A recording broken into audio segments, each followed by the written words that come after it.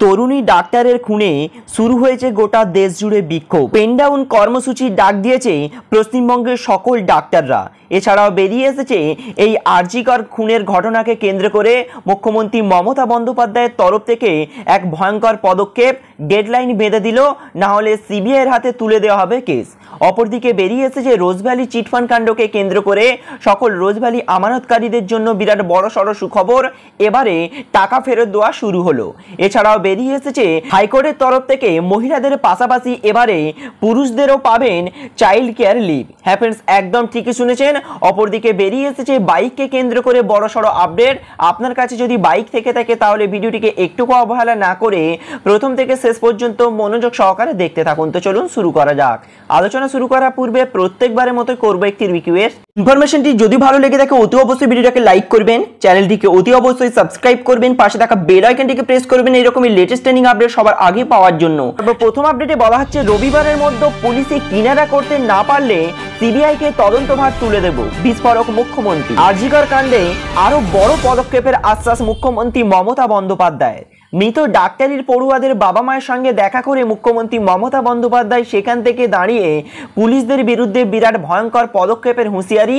যদি আগামী রবিবারের মধ্যে কোনো কুল কিনারা খুঁজে না বার করতে পারে তাহলে এই কেসকে সিবিআইয়ের হাতে তুলে দেবে বলে সরাসরি চূড়ান্ত সময়সীমা বেঁধে দিলেন রাজ্যের প্রশাসনিক প্রধান মমতা বন্দ্যোপাধ্যায়। শুধু তাই নয়, মামলা দ্রুত তদন্ত শেষ করতে হবে, অপরাধীদের কঠোরতম শাস্তি হিসেবে ফাঁসিও নিশ্চিত করতে হবে। এ ব্যাপারে ফাস্ট ট্র্যাক কোর্টে তদন্ত করার দাবিও জানিয়েছেন মুখ্যমন্ত্রী মমতা বন্দ্যোপাধ্যায়। সামাজিক অবক্ষয় রুখতে অপরাধীর ফাঁসির দাবি জানানো হবে বলেও জানিয়েছেন মুখ্যমন্ত্রী। অর্থাৎ যে বা যারাই জড়িত থাকুক না কেন কাউকে রেয়াত করা হবে না বলে সরাসরি হুঁশিয়ারি মমতা বন্দ্যোপাধ্যায়। অপর আপডেটে বলা হচ্ছে দেশ জুড়ে কর্মবিরতির ডাক ডাক্তারদের। 14ই আগস্টে কলকাতার রাজপথে প্রতিবাদী মেয়েরা। তরুণী চিকিৎসকের খুনে ও বিক্ষোভ গোটা দেশ জুড়ে। আরজিকরের ঘটনায় শুরু হয়েছে কর্মবিরতির ডাক চিকিৎসকদের। চিকিৎসক খুনে সরব federation of residents doctors association দেশ জুড়ে কর্মবিরতি জুনিয়র ডাক্তার ইন্টার্নদের।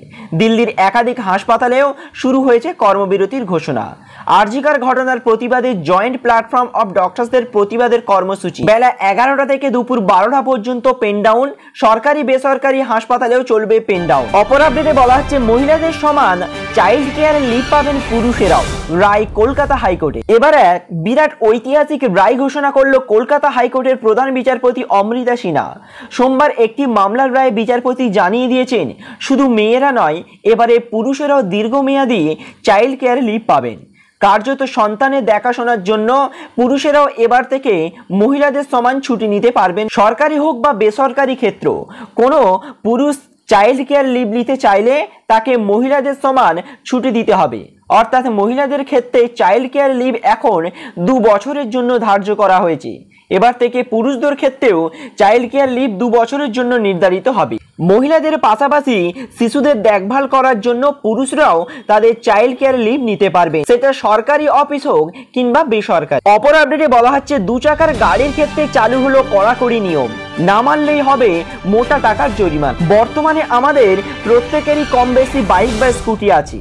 আমরা যখন তখন এই বাইক বা স্কুটি নিয়ে যেখানে সেখানে অতি সহজেই চলে যাই। এবার থেকে এই বাইক বা স্কুটি যাদের আছে তাদের ক্ষেত্রে আবারও এক নতুন নিয়ম জারি হলো। আপনি যদি বিনা হেলমেটে যান তাহলে আপনার তো চালান কাটবেই।